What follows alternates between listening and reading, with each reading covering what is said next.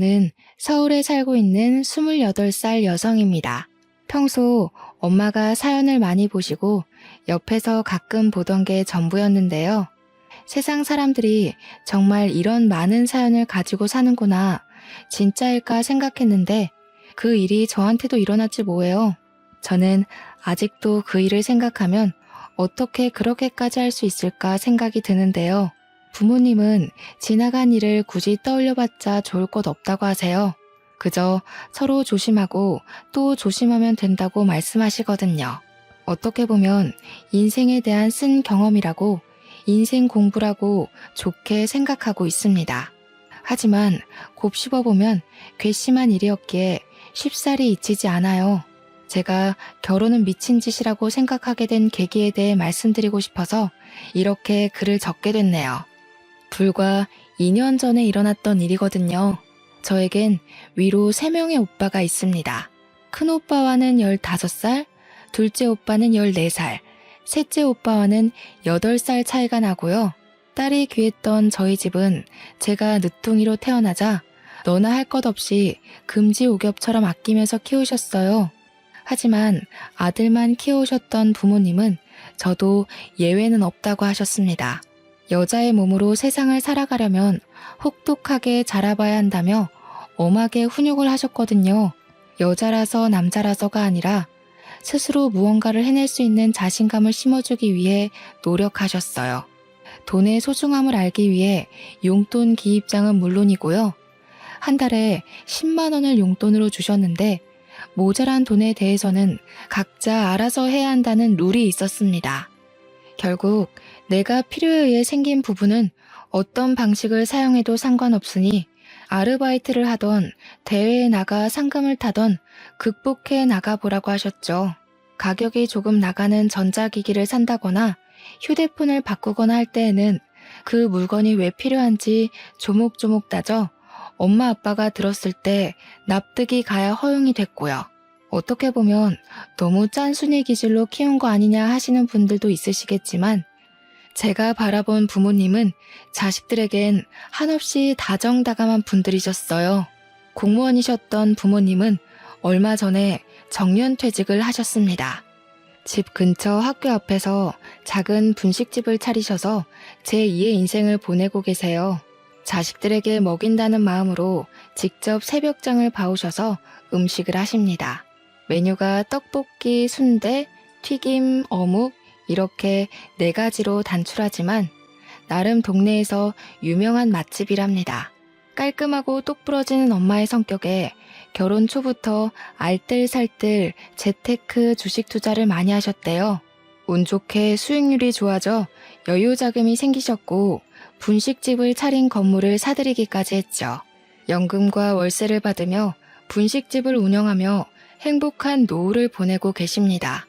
아무쪼록 전 유복한 가정환경에서 아낌없는 지원을 받으며 자랐습니다. 오빠들과 나이 차이가 많이 났는데 제가 중학생 시절 큰오빠와 작은오빠가 결혼을 했어요. 부모님 두 분 다 공무원 출신이시라 어떻게 보면 딱딱한 분위기일 수도 있겠다 싶은데 제가 아는 부모님은 엄격하셔도 사람들에겐 한없이 다정하신 분들이었습니다. 그래서 오빠들이 결혼하고 새언니들이 생겨도 고부 갈등, 집안 싸움 같은 건 당연히 없을 줄 알았어요. 워낙 부모님은 자신들보다는 타인에게 맞춰주시는 타입이고요. 더군다나 좋은 게 좋은 거라고 싸움을 굳이 만드신 분들이 아니었기 때문이죠. 큰오빠와 작은오빠가 6개월 정도 차이로 결혼을 했고 저에게는 2명의 새언니가 생겼죠. 새로운 가족이 생기는 것은 너무 설레는 일인 것 같습니다. 저는 언니들에게 친근하게 대하려고 노력했어요. 나이가 어렸기에 어른에게 먼저 다가간다는 건 사실 조금 어려웠거든요. 큰 새언니는 외동딸이었는데 질투가 심하고 본인의 주장이 강한 사람이었어요. 그래서 처음에 다가가기 조금 어려웠는데 아니나 다를까 엄마와 크고 작은 트러블이 생겼더랬죠. 제가 결혼에 대해 좋지 않게 생각하게 된 계기가 바로 큰 새언니 때문이기도 하고요. 반대로 작은 새언니는 성격이 털털 그 자체였습니다. 소심한 성격의 오빠와는 정반대의 성격을 가진 언니였죠. 어떻게 오빠와 결혼했나 싶을 정도로 언니는 담아두는 성격도 아니었고요. 할 말도 오목조목 기분 나쁘지 않게 잘 이야기하는 타입이었어요. 두 사람을 비교하면 안 되지만 결혼 시작부터 두 사람을 비교할 수밖에 없는 일들이 있었거든요. 큰오빠가 결혼식을 하고 신혼여행을 다녀와서 저희 집에 인사를 하러 온 날이었습니다. 저녁 식사를 먹고 술 한잔을 하며 여러 이야기를 나누게 됐죠. 앞으로 모녀지간 부녀지간처럼 잘 지내보자는 엄마의 말에 큰 새언니는 정색을 하더라고요. 어머니, 어떻게 며느리가 시집와서 시어머니랑 모녀지간이 돼요? 그건 말도 안 되는 일이라고 생각해요. 왜 말이 안 돼? 요즘 세상에 다들 고부 갈등이 많다고 하지만 우리가 앞으로 잘 지내면 될 일 아니니? 너무 나를 세우는 것 같구나, 아가. 가족은 피를 나눈 사람들끼리 가족이지 며느리는 결국 가족이 될 수는 없어요. 앞으로 며느리 그 이상으로 대하지 않으셨으면 좋겠어요. 딸 같은 며느리는 세상에 존재할 수 없다고 생각해요. 부모님은 새언니의 말에 기가 찼지만 더 이상 아무 말도 하지 않으셨어요. 저도 면전에 대고 그런 이야기를 대놓고 할 줄은 몰랐거든요. 저희가 시집살이를 시킨다는 것도 아니고 잘 지내보자는데 너무한 것 같았어요. 부모님과 오빠들 그리고 저는 벙쪄 있었습니다. 물론 큰 새언니는 저에게도 새언니 그 이상의 노릇을 바라지 말라며 엄포를 놓더군요. 기분이 상할 대로 상한 엄마는 그 뒤로 큰 며느님이라는 호칭으로 존대까지 해가며 명절에도 부르지도 않으셨고요. 부모님은 큰 새언니를 정말 며느리로만 대했고 가족이 아닌 남처럼 행동하셨어요. 얼마 뒤 작은 오빠가 결혼한 뒤 허니문 베이비로 조카가 생겼습니다. 평소에 나이 어린 저에게 꼬박꼬박 아가씨라며 살갑게 대해준 둘째 새언니가 조카를 임신했다고 하니 정말 기뻤어요. 공부하느라 힘들지 않냐며 조카를 임신한 상태에서도 힘든 내색 없이 저를 챙겨주었죠. 임신한 뒤에도 자기도 배가 고프다는 핑계로 공부하는 제가 힘들 거라며 가끔 만나서 맛있는 것도 사주고 용돈도 주며 친언니처럼 지냈습니다. 어느 정도였냐면요. 제가 고민이 있거나 표정이 어두우면 눈치를 채고 먼저 대화를 건넸거든요. 정말 제 친언니가 생긴 것 같았고 엄마와도 모녀지간처럼 잘 지냈습니다. 심지어 시댁인 저희 집을 친정처럼 오며 가며 생활했어요. 큰 새언니에게 대인 상처가 있는 엄마는 작은 새언니를 몹시 아끼며 진짜 친딸처럼 대하셨고요. 임신을 축하한다며 이것저것 보태쓰라며 용돈을 1,000만 원이나 주셨습니다. 아가, 이거 돈 얼마 안 되지만 보태쓰렴. 임신한 몸으로 나라까지 챙겨주느라 내가 다 미안하고 고맙구나. 이걸로 필요한 것도 사고 먹고 싶은 것도 사 먹어. 맨날 나라만 사주지 말고. 어머니, 뭐 이런 걸 다 주셔요. 저희도 돈 벌고 오히려 저희가 더 드려야 하는데요. 나라 아가씨도 아직 학생이고 대학교 들어가려면 돈도 많이 필요한데 그때 보태지 않으시고요. 요즘 조리원 비용이 만만치 않은데 아이 낳고 보약도 지어먹고 하려면 이 돈도 모자라. 엄마가 준다 생각하고 넣어도. 그렇게 시간이 흘러 어여쁜 조카가 태어났습니다. 엄마는 10분 거리에 사는 작은 오빠네로 가서 밤낮으로 아이 케어를 도와주셨어요. 작은 새언니가 혼자만의 시간도 갖고 조금이라도 푹 쉬어야 한다며 저도 가끔은 언니와 조카가 보고 싶다는 핑계로 학교가 끝나면 언니가 좋아하는 달달한 커피와 간식거리를 사서 갔고요. 너무 자주 가서 나중에는 작은 오빠에게 싫은 소리도 듣긴 했지만 저는 정말 행복했거든요. 첫 조카가 태어난 지 100일쯤 됐을 때 큰오빠네도 임신 소식을 알려왔습니다. 엄마가 둘째 새언니에게 돈을 줬다는 소식을 들었는지 큰오빠를 통해서 노골적으로 돈을 보태달라는 티를 내더라고요. 그렇게 안 입고 왔으면 본인이 직접 와서 이야기를 해야지 몸이 힘들다는 이유로 큰오빠만 보내서 대뜸 돈 달라고 하니 어린 저였어도 정말 당황스럽더라고요. 사실 큰오빠는 똑부러지는 성격이 아니었는데 약간 휘둘리기 좋은 성향이거든요. 큰 새언니가 얼마나 달달 볶아댔으면 큰오빠는 임신 소식을 알린다는 핑계로 오랜만에 집에 왔습니다. 분명 가면 뭐라도 말이 있을 테니 가봐라 했겠죠. 엄마, 둘째네도 조리원비 보태주셨다면서요?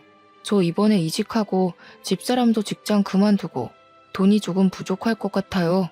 저희한테 둘째네한테 해주신 것처럼 똑같이 지원해주시면 안 돼요? 아이고, 이제 별의 별꼴을 다 보는구나. 그런데 어쩐대요? 가족도 아닌 사람한테 그렇게 큰 돈을 어떻게 보태줄 수 있을까? 차용증이라도 쓰고 가면 내 얼마든지 주마. 그래도 엄마 맏며느리인데 너무 차별하시는 거 아니에요? 제가 집사람 보기가 민망해요. 아이고, 그렇게 민망해?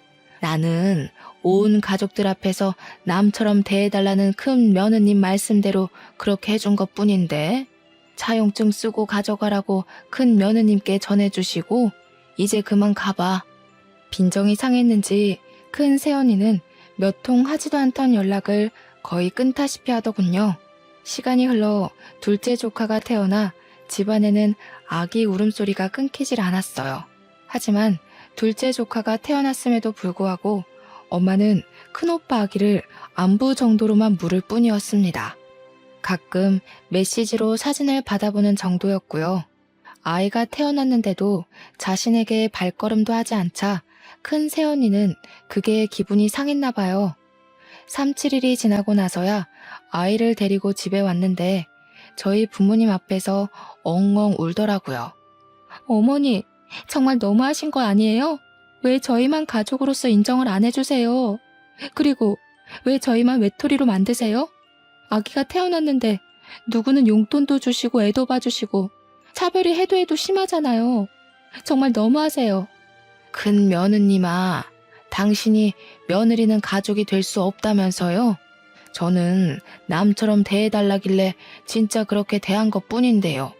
어떤 게 서운한 건지 나는 이해를 못하겠습니다만. 그래도 이건 너무하시잖아요. 누구는 1,000만 원, 누구는 무일푼. 이 아이가 저만 낳은 자식인가요? 다은 씨 아이기도 하고 어머님 손주인데 어쩜 그러세요? 진짜 손주들인 것도 모르고 치맥기 있으신 거 아니에요? 큰 새언니는 본인이 했던 말을 다시 주워 담을 수 없다는 걸 알았는지 꿀먹은 벙어리가 된 채로 식은땀을 흘리며 눈만 껌뻑껌뻑 할 뿐이었죠. 엄마는 뭐 이런 경우가 다 있냐며 사과할 필요도 없으니 돌아가라고 언니를 쫓아내듯이 집으로 보냈습니다. 그 뒤로 반성할 줄 알았지만 큰 새언니는 더 도끼를 품었는지 연락을 거의 끊다시피 하더군요. 가끔 큰오빠가 보내주는 아기 사진 몇 장이 소식의 전부였거든요. 그렇게 시간이 조금 흐르고 조카들도 어느 정도 자랐을 무렵이었습니다. 저는 고등학교를 졸업하고 대학에는 가지 않고 바로 반도체 공장에 취직을 하게 됐어요. 이름을 대면 알만한 회사였고 인생에 있어서 대학은 별 의미가 없는 것 같았거든요. 대학 공부를 하는 것도 좋지만 그동안 오빠들과 부모님의 그늘 안에서만 사는 것 같았어요. 그래서 혼자 스스로 독립도 하고 돈을 벌고 싶은 마음이 컸죠. 고등학교 졸업과 동시에 취직을 하며 6년 동안 돈을 알뜰살뜰 잘 저축했습니다. 공장 기숙사에서 생활하며 숙식 문제를 해결할 수 있어서 절약을 할 수 있는 환경이었거든요. 그 결과 결혼 자금 정도로는 손색이 없을 정도의 1억이라는 자금을 만들 수 있게 됐죠. 어느 날 거의 연락을 주고받지 않던 큰 새언니가 남자를 소개해주겠다고 연락을 해오는 게 아니겠어요. 어른이 해주는 소개고 쉽사리 거절을 하지 못했던 저는 알겠다고 대답했어요. 며칠 뒤 소개팅 날 잔뜩 힘을 주고 약속 장소에 나갔어요. 아마 이때 소개팅을 한 것이 제 인생의 가장 큰 실수가 아닐까 생각되네요. 아무튼 소개팅에서 만난 남자는 생각보다 준수하고 젠틀하게 생긴 외모였어요. 키도 크고 누가 봐도 좋아할 만한 훈남 스타일이었거든요. 저보다 5살이 많았는데 큰 새언니와는 대학 선후배 사이이고 고향에서 오랫동안 알고 지낸 동생이라고 했습니다. 현재는 강남에 있는 유명 로펌에서 근무하는 송무 직원이라고 했어요. 다정다감한 말투와 행동, 몸에 배어있는 매너까지 뭐 하나 흠잡을 곳 없는 사람이었습니다. 제가 대학을 안 나왔고 돈을 벌기 위해 바로 취직했다는 말까지 했는데도 사람마다 관점의 차이고 생각의 차이는 있길 마련이라며 무슨 상관이냐고 말하더군요. 어느 정도 자기 주장이 있고 사람을 생각할 줄 안다고 판단돼 호감이 생겼습니다. 그렇게 연락처를 주고받은 뒤 몇 번의 만남 끝에 연인 사이로 발전하게 되었죠. 큰 새언니에게 좋은 사람을 만나게 해줘서 고맙다며 연락을 했고 저희는 1년 정도의 연애를 한 뒤 자연스레 결혼 이야기가 나왔어요. 양가 인사를 드리고 강남에 있는 모 호텔 식당으로 상견례 약속을 잡았습니다. 상견례를 하는데 굳이 큰 새언니가 같이 오겠다고 하는 거 아니겠어요? 길을 눌러줘야 된다나 뭐라나. 심지어 첫째 오빠는 출장 가야 되는 날이라 안 오는데 자기는 꼭 가야겠다고 고집을 피우는 겁니다. 둘째 새언니는 아이도 있고 제가 부담될까봐 안 오겠다고 했고요. 엄마가 오빠들이 바빠서 못 가니 새언니라도 같이 가자며 말씀하셨어요. 같이 가서 나쁠 거 없다고요. 결국 부모님, 저, 큰 새언니가 상견례 장소에 같이 가기로 했죠. 떨리는 마음으로 부모님과 약속 장소로 갔고 저는 너무 긴장된 나머지 화장실을 다녀오겠다 말하고 잠시 자리를 비우게 됐습니다. 화장실에서 화장도 고치고 마음을 다잡고 나가려는데 누군가 저를 붙잡는 게 아니겠어요? 서빙을 하던 여직원이었는데 예비 남편의 이름을 말하며 어떻게 알게 된 사이냐고 물어보는 거예요. 생전 처음 보는 여자가 예비 남편에 대해서 이야기하니 조금 당황스러웠죠. 저는 곧 결혼할 사이라고 얼떨결에 대답했고요. 여직원은 저에게 혹시 소개해준 사람이 김지연이냐며 큰 새언니의 이름을 말하는 게 아니겠어요? 제가 새언니는 어떻게 아냐고 무슨 소리냐며 되묻자 그 여자는 오해하지 말고 들으라고 하더니 차근차근 말을 해주었습니다. 사실은 저 이도훈 사장님 가게에서 일하던 종업원이에요. 제가 사정이 어려웠는데 사장님이 도와주신 덕에 그 술집에 취직하게 됐거든요. 이것저것 잘 챙겨주셔서 저도 모르게 마음이 생겼는데 얼마 뒤 애인이라며 김지연 씨를 데리고 왔어요. 네? 도훈 씨는 로펌 송무 직원인데요. 다른 사람이랑 착각한 거 아니에요? 그쪽이 잘못 알고 있어요. 그 사람 5년 전부터 대학가 근처의 술집 사장이에요. 그쪽 새언니랑 연인 관계였고 제가 직접 둘이 모텔을 들어가는 것도 봤다고요. 제가 알고 있다는 걸 눈치챈 그 이후로 저를 단칼에 자르더라고요. 이후에 일하게 된 곳이 여기 호텔 식당이고요. 증거 있어요? 거짓말 마세요. 사람 잘못 보셨겠죠. 도훈 씨가 그럴 리가 없어요. 무슨 근거로 이런 말씀을 하시는 거죠? 제 말을 믿는 게 좋을 거예요. 제가 그쪽 인생 구해주는 거라고요. 방금 5분 전에도 그 남자가 저한테 뭐라고 그랬는지 아세요? 옛날 기억은 다 잊으라고. 지금 중요한 자리니까 입 함부로 놀렸다가 너 죽고 나 죽는다며 입 닫으라고 협박했어요. 제 말이 안 믿기시면 방금 녹음한 것도 있는데 한번 들어보시던가요. 종업원은 저에게 사진과 동영상 그리고 녹음 파일을 들려주었어요. 저희 방에 음식을 가져다 줄 때 예비 남편은 종업원 얼굴을 확인하고 서둘러 화장실에 가서 아는 체 하면 가만 안 둔다고 협박까지 했다더라고요. 혹시 몰라서 휴대폰 녹음 앱을 켜두고 있었고요. 녹음 파일 들어봤는데 진짜 제 예비 남편 목소리가 들리는 게 아니겠어요? 모든 사실이 진짜라는 것을 알게 되고 전 다시 상견례하는 자리에 착석했죠. 신경을 곤두세우고 있던 탓일까 마음을 조금은 가라앉힐 틈도 없이 둘의 미묘한 눈빛을 읽게 됐고요. 왜 큰 새언니가 굳이 제 상견례 자리에 따라오겠다고 고집을 피웠는지 이해됐죠. 그리고 뻔뻔하게 제가 둘의 관계를 모른다고 생각했는지 어른들 몰래 둘이서 테이블 밑으로 손까지 잡더라고요. 아, 종업원 말이 다 맞았구나 싶었습니다. 너무 기가 막히고 황당한 사실을 접한 것도 모자라 제 눈으로 확인하다니요. 아니겠지 하고 다시 보니 서로의 눈에서 달콤한 꿀이 뚝뚝 떨어지고 있는 게 아니겠어요? 둘의 관계를 눈앞에서 목격한 저는 머리를 망치로 한 대 얻어맞은 기분이었습니다. 아무리 각자 모은 돈으로 양가 보탬 없이 결혼했다 하지만 요즘엔 잘해줘도 못해줘도 욕을 먹더라고요. 그래서 내가 조금은 가볍게 설명을 드리려고 인쇄해 왔어요. 어머니, 이게 다 혼수 목록인가요? 혼수도 저희가 알아서 드린다고 했는데 다른 크게 필요한 알이 생기면 그때 도움을 받아도 될 것 같거든요. 말씀은 과하지만 혼수 비용이 3천만 원이나 드는 건 너무 과하다고 생각해요. 양가 부모님, 예비 남편이 있는 자리에서 애써 표정 관리를 했습니다. 주먹을 꽉 쥔 채 최대한 말을 아끼며 꿀먹은 벙어리처럼 앉아있을 뿐이었죠. 그저 물만 마실 뿐이었죠. 식사가 어느 정도 마무리되고 신혼집과 혼수에 대해 이야기를 할 때 저는 도저히 참을 수 없더군요. 애초에 서로 욕심을 내자는 취지였는데 혼수로 3천만 원이라뇨. 더군다나 조금 전 저에게 닥친 일까지 모두 생각이 났고 화가 나 테이블을 콱 내리치며 이 결혼은 없던 걸로 하겠다고 이야기했습니다. 제가 갑자기 결혼을 하지 않겠다고 말씀드린 점 대단히 죄송하게 생각합니다. 하지만 양가 부모님들께서도 알지 못하셨나 봅니다. 제가 하는 말로는 부족할 것 같아 보여드리려고요. 지금 휴대폰으로 보내드렸으니 확인해 보시겠어요? 납득이 가실 거예요. 어른들 앞에서 이게 버릇이냐며 따져묻는 부모님과 예비 시부모님에게 휴대폰으로 사진과 동영상을 모두 보내드렸어요.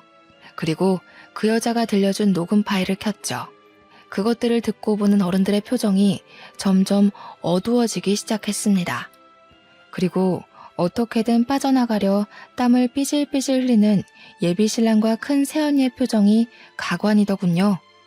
큰아가 아니냐며 헛웃음을 치는 아빠와 그리고 무언가 잘못되었다는 듯한 표정으로 예비 남편을 바라보는 예비 시부모님들까지.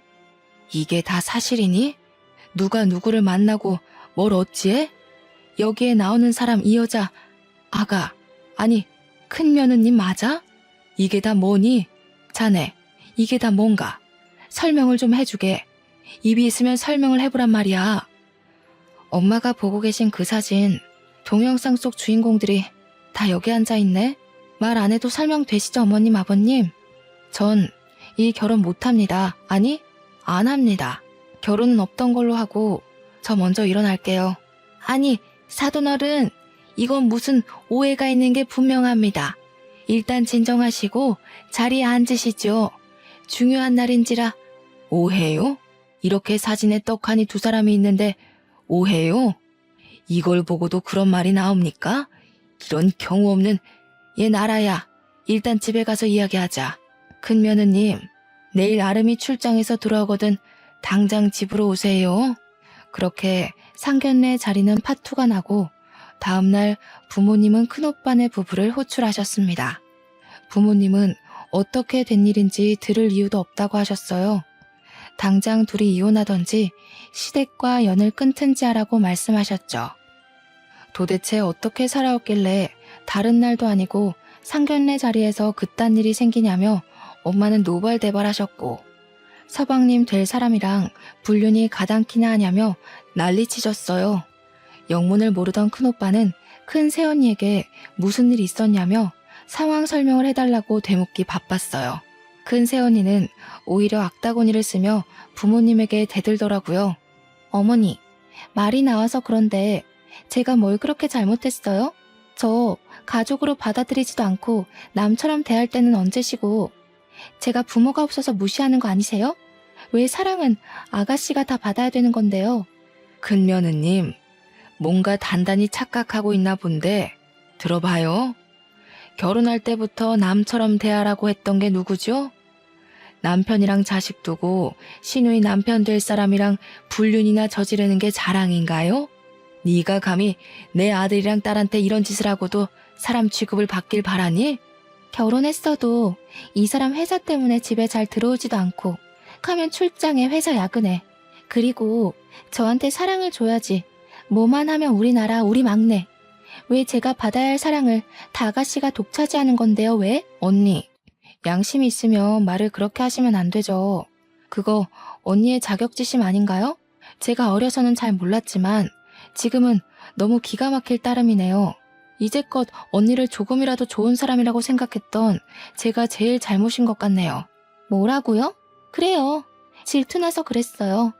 내가 받을 사랑 다시 가져오고 싶어서 복수하려 했다고요. 아름씨마저 그놈의 나라. 이 집에서 난 아무것도 아닌 게 너무 싫었어요. 알고 보니 이 사단이 난 건 큰 새언니가 가족들의 사랑을 독차지하고 싶어서 저에게 본인의 불륜 상대였던 고향 후배인 예비 남편을 소개해 준 거였어요. 결혼을 해서 출가 외인이 되면 저에게만 쏠리던 관심이 자기에게도 오지 않을까 하는 생각을 했었다는 겁니다. 말도 안 되는 이야기를 들으신 부모님은 충격을 받으셨죠. 부모님은 뒷목덜미를 잡으며 그저 한숨을 내쉴 뿐이셨어요. 저는 아무 말도 없이 서 있다 화가 치밀어 무릎 꿇고 앉아있는 큰 새언니의 뺨을 후려 갈겨버렸습니다. 말릴 틈도 없이 이루어진 저의 돌발 행동에 순식간에 집안은 살얼음판이 돼버렸죠. 저는 그 자리에서 분노에 차 소리를 쳤습니다. 아까도 말했지만 일말의 양심이라도 남아있다면 오빠랑 이혼하세요. 그리고 지금 나한테 저지른 죄값, 감옥에 가던 무릎을 꿇고 빌던 죄값 달게 받아요. 아니면 새언니랑 큰오빠가 우리랑 인연을 끊던지 새언니가 알아서 기어 나가던지 뭐라도 하지 않으면 내가 새언니 무너뜨릴지도 몰라. 알겠어? 큰오빠는 표정이 굳은 채로 언니와 이혼하겠다며 말하고 자신이 알아서 해결할 테니 걱정 말라며 큰 새언니를 끌고 밖으로 나갔습니다. 너무 화가 나 주체가 되지 않는 감정에 어찌할 수가 없던 저는 방에 틀어박혀 분노가 섞인 눈물을 흘릴 뿐이었어요. 휴대폰을 꺼두고 모든 연락을 차단하자 그날 저녁 예비 남편이 집으로 찾아오더군요. 무릎을 꿇으며 빌며 미안하다고 사과를 하더라고요. 도훈 씨가 무슨 염치가 있어서 여기로 와? 인간도 아닌 저급한 새끼. 어떻게 사람의 탈을 쓰고 이 엄청난 일을 아무렇지 않게 할 수가 있는 거지? 도대체 어디서부터가 진실이고 거짓이야? 입이 있으면 말을 해보란 말이야. 무조건 미안하다. 나도 처음부터 그럴 생각은 없었어. 내가 순간 어떻게 됐었나 봐. 나라야, 한 번만 봐줄 수 없을까? 내가 다 설명할게. 나도 그 여자한테 노란한 거라고. 내 말 좀 믿어줘. 미친 거 아니야? 처음부터 작정하고 접근한 거였으면서 지금 이 순간에도 거짓말이 나오니? 너 로펌 송무직원 아니라며. 대학가에 있는 부어비어라는 술집 그거 네 거라며. 속일 게 없어서 그런 걸로 날 속여? 나라야, 내가 다 설명할게. 정말 나 한 번만 믿어줄 수 없겠어? 나도 그 여자가 시키는 대로 한 거야. 정말 내가 후회할 짓을 했어. 우리 결혼 다시 생각해 줄 수 없을까? 내가 이렇게 무릎 꿇고 빌게. 그만하고 가. 한마디만 더 하면 경찰에 신고해버릴 테니까. 큰 소리 낼 기운도 없으니까 그만 가라. 이제 도훈 씨랑 나 아무 사이도 아니야. 꺼져. 너 정말 이럴 거야? 내가 전부 다 설명한다잖아. 우리 사랑했잖아. 미안하다고 계속 사과하잖아. 내 말 안 들어줄 거니? 그 시간들이 너무 아깝지 않아? 그만 가라고 했어. 나도 더 이상은 참지 않아. 그리고 아깝지 않냐고? 당신 같은 사람을 믿고 사랑을 한 내가 바보 천치다. 당장 내 눈앞에서 꺼져버리라고. 한바탕 소란이 일고 며칠의 시간이 흐른 뒤 저에게 등기우편 하나가 오더군요. 무엇인가 하고 보니 제 앞으로 고소장이 날라온 게 아니겠어요? 알고 보니 욕설로 모욕을 주며 폭행을 했다는 이유로 5천만 원의 정신적 피해 보상을 요구한다며 큰 새언니와 예비 남편이 절 고소한 거였어요. 저는 그 길로 새언니를 찾아갔죠. 처음에는 문을 열어주려 하지 않길래 문을 부숴서라도 들어간다며 악다구니를 쓰니 열어주더군요. 아무것도 눈에 보이지 않던 저는 눈앞에 새언니가 나타나자마자 머리채를 휘어잡았죠. 이 미친년아, 네가 그러고도 사람이야? 네가 어떻게 나한테 이럴 수가 있어. 큰옷 지훈이 봐서라도 좋게 넘어가려 했는데 내가 너무 억울해서 안 되겠어. 오늘 너 죽고 나 죽자. 너 이거 안 놔? 막내라고 오냐오냐 해줬더니 어디까지 기어올라? 네가 내 머리채 잡고도 무사할 것 같아? 진짜 미친 건 너야. 어디 배운 게 없어서 사람 머리채를 잡아? 당장 놔! 결국 주민들의 신고로 경찰이 오고 파출소로 연행됐습니다. 파출소로 연행된 이후에도 저는 큰 새언니에게 욕을 퍼부었어요. 얼마 뒤 큰 오빠와 부모님, 그리고 예비 남편, 예비 시부모님이 오며 겨우 진정이 됐고요. 예비 남편과 예비 시부모님은 무릎을 꿇으며 저에게 미안하다 사과하셨습니다. 큰오빠까지 조카를 봐서라도 자신을 봐서라도 한 번만 조용히 넘어가자며 저에게 부탁을 했어요.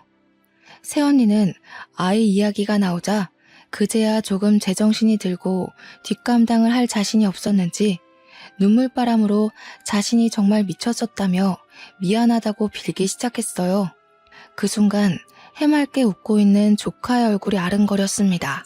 어른들의 잘못인데 어린아이가 무슨 죄가 있어 이런 수모를 겪나 싶어 마음이 아팠어요. 저는 부모님과 겨우 집으로 돌아왔어요. 회사에는 사정을 이야기하고 한 달 정도의 휴가를 받았습니다. 사실 말이 한 달 휴가지 제 연차를 있는 대로 끌어모았고 병가를 더해 쉬는 거였죠. 그 한 달 동안 집에 틀어박히기도 하고 혼자 제주도로 여행을 다니기도 하며 생각 정리를 했어요. 작은 오빠 부부와 셋째 오빠는 저를 위로해주기 바빴어요. 둘째 새언니는 제가 혹시라도 안 좋은 생각이라도 할까 매일 전화해서 안부 묻기 바빴고요. 큰오빠는 저에게 연락할 염치도 없다며 그저 미안하다며 사과하는 장문의 문자를 남길 뿐이었죠. 사실 큰오빠는 새언니와 협의이혼으로 조용히 마무리하려 했습니다. 하지만 새언니가 이혼만은 안 된다며 계속 완강하게 버티고 또 버티는 게 아니겠어요? 마음이 약했던 큰오빠는 그 상황에서도 아이 때문인지 쉽사리 결정을 내리지 못했어요. 큰 새언니는 집을 나가지도 않고 버티며 아무 말도 아무런 행동도 하지 않았고요.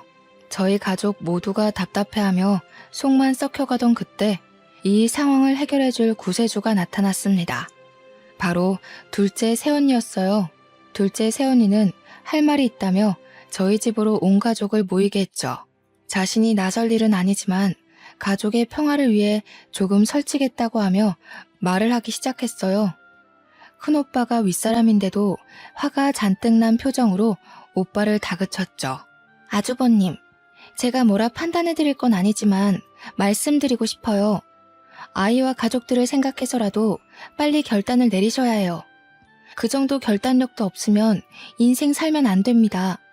누구의 아들, 누구의 오빠이기 전에 부끄럽지 않은 아빠가 되셔야죠. 재수씨, 내가 재수씨 볼 면목이 없어요. 정말 부끄럽습니다. 솔직히 어떻게 해야 할지 모르겠어요. 나라한테 한 짓 생각하면 찢어 죽여도 모자란데 아이가 있으니 쉽사리 판단이 되질 않아요. 우리 생각 말고 형이랑 지훈이만 생각해. 근데 나는 미래를 위해서는 이혼을 하는 게 맞는다고 봐. 솔직히 같이 살 수 있어? 나라한테 그런 짓까지 했는데 더군다나 바람까지. 애 엄마로서도 며느리로서도 빵점이야. 그러면 안 되는 거였다고. 이혼 소송 진행은 제가 맡아드릴게요. 상간남 소송도 가능한 거 아시죠? 원만하고 깔끔하게 협의 이혼을 하는 게 제일 좋은 방법이지만 저쪽에서 가만히 있질 않으니 저희도 응당한 대가를 치르게 해줘야 한다고요. 나라 아가씨 생각해서라도 제가 그냥은 못 넘어가겠네요. 그러고 둘째 새언니는 상견례 이후 있었던 일을 부모님께 말씀드렸어요. 부모님은 그런 일이 있었으면 진작에 말을 하지 그랬냐며 절 나무라셨죠. 어머님, 아버님, 제가 집안일에 괜히 나선다고 한 건 다 나라 아가씨를 위하는 마음 하나였어요. 어렸을 때부터 봐왔던지라 더욱 특별하거든요. 형님이 저희를 얼마나 속인 건지 저희가 모르는 무언가가 더 있는지 제가 직접 알아볼 겁니다. 소송도 직접 진행할 거고요. 너무 걱정하지 마세요. 며칠 뒤 둘째 새언니는 저를 데리고 갈 데가 있다며 차에 태워 어디론가 갔어요. 정말 마주치고 싶지 않았지만 둘째 세연이 손에 이끌려 도착한 곳은 큰오빠 집이었습니다. 예상치 못한 방문에 표정이 굳은 큰 세연이는 저희에게 돌아가라고 했지만 둘째 세연이가 문을 열지 않으면 시끄러워질 거라고 하자 결국 열어주더라고요. 집 안으로 들어서자마자 둘째 세연이는 큰 세연이를 바닥에 쓰러뜨리며 멱살을 잡은 채 소리쳤어요. 네가 감히 우리 아가씨를 우습게 봤어? 얼마나 얕봤으면 그딴 짓을 해? 내가 가만두지 않을 거예요. 형님, 신고하려면 하세요. 오늘 형님이 죽나 내가 죽나 한번 해봅시다. 이윽고 두 여자가 바닥에 뒤엉키며 격한 몸싸움으로 번졌어요. 급작스러운 상황에 저는 언니들을 말리기 바빴습니다. 결국 오빠들에게 호출 후 막내 오빠까지 와서 뜯어말린 뒤에야 진정이 됐죠. 큰 세연이는 경찰에 신고할 거라며 손해배상을 요구하겠다면서 악에 받쳐 소리치기 시작했고요. 둘째 세연이는 신고하라고 아기 엄마 된 도리로 적어도 분류는 아니지 않냐며 애한테 쪽팔리지도 않냐고 사람들 고생시키지 말고 각자 갈 길 가라고 소리쳤어요. 우리 착한 막내가 아무것도 못하고 있는 것 같아서 언니 된 도리로 대신 때려줬다고 하면서요. 그 와중에도 아무 말도 못하고 서 있던 저는 오히려 미안해지기 시작했습니다. 큰오빠는 결국 불륜을 이유로 큰 세연이를 유책 배우자로 이혼 소송을 진행했습니다. 동시에 예비 남편을 상간남으로 고소했고요.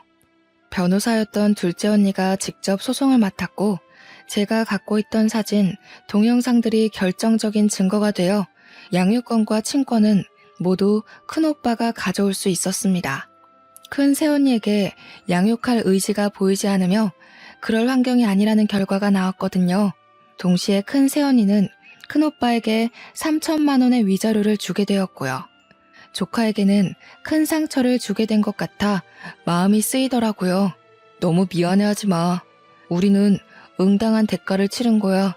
네가 죄책감 가질 필요 없어. 상황이 이렇게 돼서 내가 오히려 미안해야 할 부분이지. 결과가 어찌되었든 그 상황이 길어져봤자 서로 좋을 건 없어요. 결론을 하루라도 빨리 봐야지.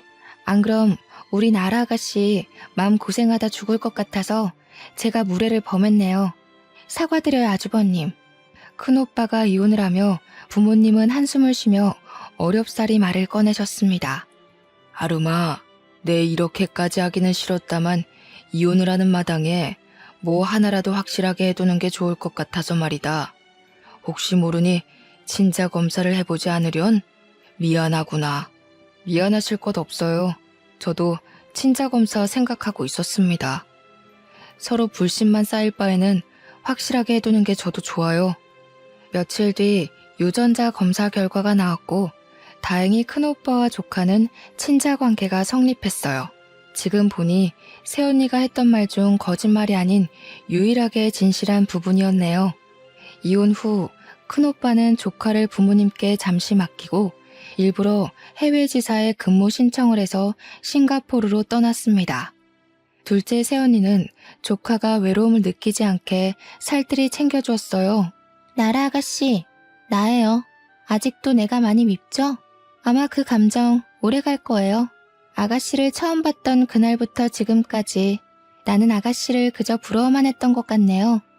식구들의 사랑을 독차지하는 아가씨를 보면서 나도 저렇게 사랑받고 싶다는 생각이 간절했었어요. 나도 어릴 때 부모님이 일찍 돌아가셔서 그런가 사랑이 많이 고팠나 봐요. 그러면 안 되지만 나한테는 아가씨가 방해만 되는 것 같아 솔직히 아가씨가 많이 미웠어요.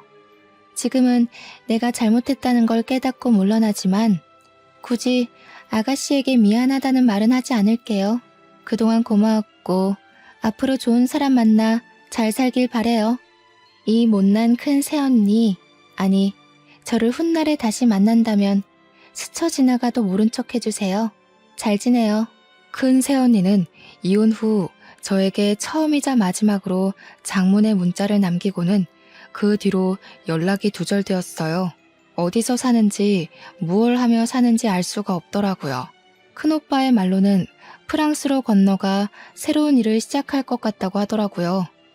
그렇게 사건은 마무리가 되었습니다. 저는 충격의 여파로 인해 잠시 방황을 했는데요. 휴가 기간 동안 결국 공장을 그만두고 1년 동안 백수로 살았어요. 아무것도 하지 않고 책과 텔레비전을 보며 집에 처박혀 있어 보기도 하고, 제주도에서 한 달 정도 살아보며 생각 정리도 하고, 어느 날은 하루 종일 미친 듯이 운동을 하기도 하며 지친 심신을 달래기 바빴죠. 더 이상 이렇게 살면 안 될 것 같고 내 인생이 너무 낭비되고 있다는 생각이 번쩍 들었어요. 부모님과 다른 가족들을 생각해서라도 이러면 안 되겠다 생각했죠. 어느 정도 마음 정리를 끝내고 국내에서 알아주는 반도체 회사에 하청업체에 원서를 넣어서 한 번에 합격했습니다. 똑같은 공장 생산 라인 업무였지만 이전에서 근무했던 경력을 인정받았어요.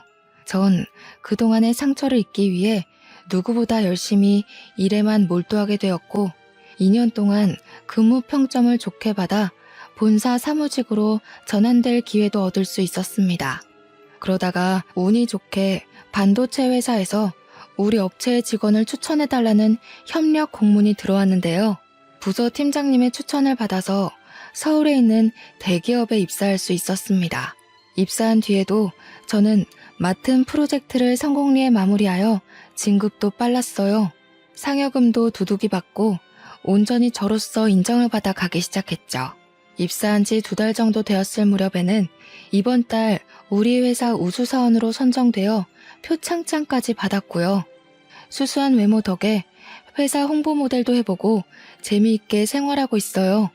비 온 뒤에 해 뜰 날이 온다고 하더니 파혼으로 힘든 시기를 다 지나고 그걸 잊기 위해 열심히 일만 했더니 최근 3년 동안 저한테 좋은 기회들만 찾아오는 것 같아 기분이 좋았어요. 마치 고생했으니 앞으로 꽃길만 걸어라 하는 보답의 느낌이랄까요? 시간이 지난 지금 결혼은 저에게 사치라는 결론을 내렸습니다. 마음이 맞는 좋은 사람이 나타나면 결혼을 얼마든지 생각해 볼 수 있겠지만요. 굳이 결혼을 해야 할까? 하는 생각이 들곤 해요. 가끔 부모님은 사람은 사람으로 잊어야 한다며 좋은 사람을 자꾸 소개해주겠다 하세요. 저는 매번 거절 중이고요. 부모님의 속은 약간 타들어가시겠지만 저를 이해해 주시지 않으실까요? 당분간은 제가 원하는 대로 즐기는 인생을 살아보려고 합니다. 막내 오빠도 이번 사태를 보며 자신도 결혼에 대한 생각이 사라졌다며 공감한다더라고요. 원하는 일이 있거나 평소 해보지 못했던 일을 하며 살라고 조언도 해주었고요. 저 혼자 벌어서 저 혼자 잘 먹고 잘 사는 것도 나쁘지 않다고 생각합니다. 사람은 사람으로 잊어야 한다는 말이 있죠. 저희 부모님도 요즘 들어 자주 하시는 말이지만 어느 정도 일리는 있는 것 같아요. 하지만 저는 이번 일로 결혼 말고도 사람에 대한 공포심도 생긴 것 같네요. 열심히 극복하며 현재 회사는 안정적으로 잘 다니고 있고요. 그림과 책에 관심이 생겨 동호회에도 가입하며 꾸준히 활동하고 있습니다. 저의 지친 마음을 안정과 여유를 찾아주는 좋은 취미라 생각해요. 저처럼 이런 기구한 사연이 또 있을지는 모르겠지만 비슷한 사연을 가진 사람이 있다면 슬퍼하지 말고 돌파구를 빨리 찾아 극복해내셨으면 하네요. 나에겐 늘 어두운 일만 생겨 헤쳐나가기 어려울 거야 하는 생각 말고 조금 더 긍정적으로 생각해보면 어떨까요? 나에게 주어진 이 시련들은 훗날 나를 더 단단하게 만들어줄 거야 라고요. 제 사연이 많은 공감과 위로가 되길 원하며 긴 글을 읽어주셔서 감사드립니다.